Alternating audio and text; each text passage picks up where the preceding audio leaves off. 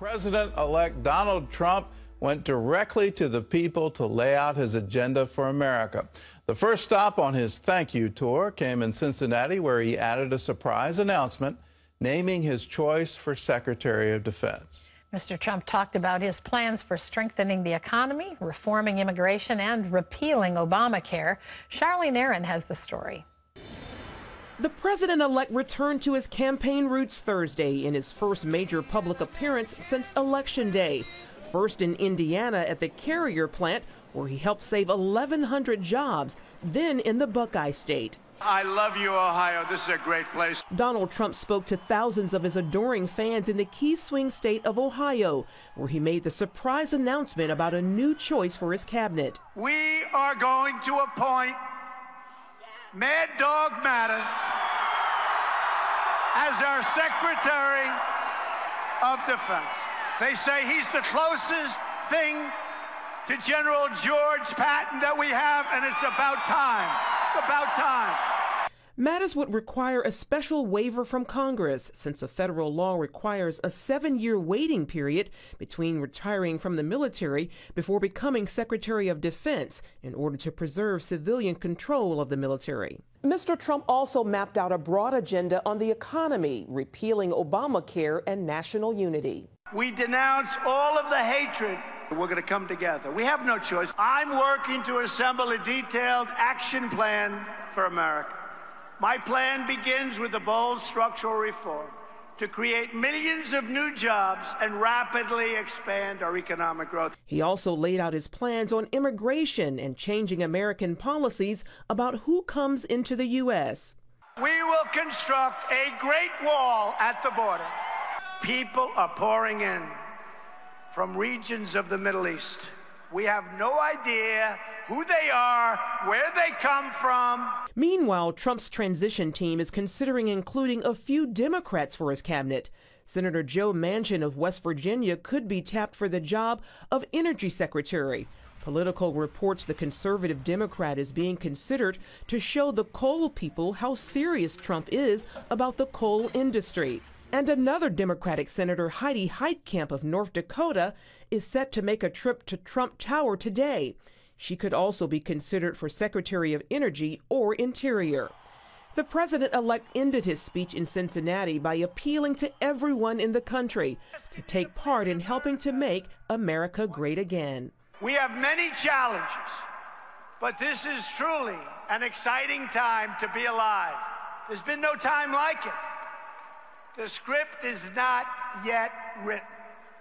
We do not know what the next page will read. But I'll tell you, it's going to be a great page. But for the first time in a long time, what we do know is that the pages will be authored by each one of you. Each one of you. Americans will be the captains of their own destiny once again. Charlene Aaron, CBN News. Looks like we're going to be in for some even more Trump surprises. And the challenges are there. In other news, Iran says it will retaliate against the United States now that the Senate has voted to keep sanctions on the Persian country. John Jessup has that story from our CBN News Bureau in Washington. John? That's right, Gordon. Iran didn't give any details on how it would strike back, and the U.S. says the sanctions don't interfere with President Obama's Iran nuclear deal. The Senate on Thursday unanimously approved the measure that will extend the Sanctions Act for 10 more years. Specifically, the decades-old law will allow the U.S. to impose sanctions on companies for doing business with Iran. The House already approved the bill, and President Obama is expected to sign it. Donald Trump threatened to scrap the president's Iran deal during the campaign. The Obama administration is supporting women registering for the military draft. USA Today reports President Obama believes adding women to the draft will show a commitment to gender equality. The move is symbolic, but it does reflect the military's ongoing shift to incorporate women at all levels. Under current law, women can volunteer for military service, but they are not required to enter the draft. Congressional action is needed to include women in the selective service. The report says the Obama administration remains committed to an all-volunteer military and there are no plans to reinstitute the draft. Well, the cities of Gatlinburg and Pigeon Forge, Tennessee are still days away from reopening after those devastating wildfires that ripped through the area, leaving 11 people dead. But now some residents and business owners are getting their first chance to check and see if they have anything left. Caitlin Burke brings us that story from Gatlinburg. The waiting game continues here in Sevier County as fire and rescue crews search through the ashes left behind by this week's fires. Displaced residents waiting for word on their homes, business owners waiting for access to their shops. For the Sims family, the wait ended Thursday. But went back to the house yesterday and was no evidence of fire in and around our section of Cobley Knob. They evacuated Monday night as flames from distant mountains moved closer. I thought we weren't going to make it. I literally thought that was it. My son in the back seat told me when he got off the mountain, he said, I totally thought we weren't going to make it tonight.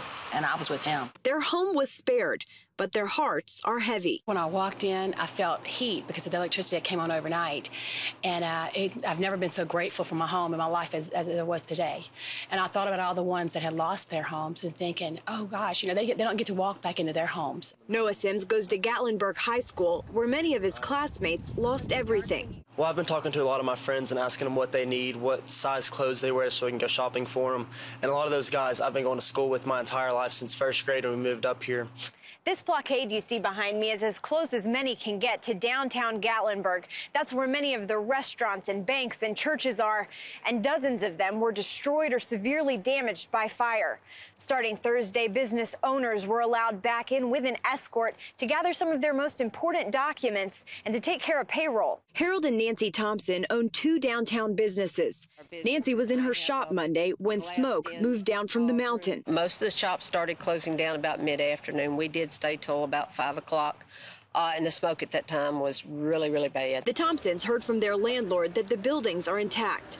Today, they have only 1 hour to go with an escort to get anything they may need and assess the damage. It did burn all the way around us. Fortunately, it didn't get into our square, but it burned all the way around us, and it's just a miracle that they didn't burn. We've heard over and over again from the people of this community that they are strong and they will pull together to take care of their own. What they need from you are your prayers and your business. If you really, really want to do something for Gatlinburg, we're going to be back on our feet in just a real short time. Come and visit us. Come back and vacation here. Caitlin Burke, CBN News, Gatlinburg, Tennessee. Thanks, Caitlin. The Bible dates back thousands of years, but it's about to become the center of the newest and most technologically advanced museum in the world. This Washington, D.C. wonder will open to the public late next year, but our Paul Strand had one of the first looks inside. We're here in the Museum of the Bible, set to open November 17, 2017. It's going to take them about a year because, as you can see, there's still a whole lot of construction going on in here. Still, this massive museum is on time, on track, and on budget. Vice President Jeff Schneider explains how the very latest technology will allow everyone to have their own custom visit. It is their personal tour guide, so it will actually allow them to configure what their interests are, how long they're going to be here, who all is in their group, and everyone will get one of these devices and will actually navigate them through the facility, bringing them to the points of interest that they like. It'll explain each display as you walk up to it, like this exact replica of the Liberty Bell, an actual religious symbol linking America to the God of Liberty. And you'll pass gigantic, ever-metamorphosizing works of art to rival anywhere else. What do the creators hope people will feel as they leave? That they really want to engage with the Bible, that it's relevant to this day and age, to culture all around the world. That's our goal.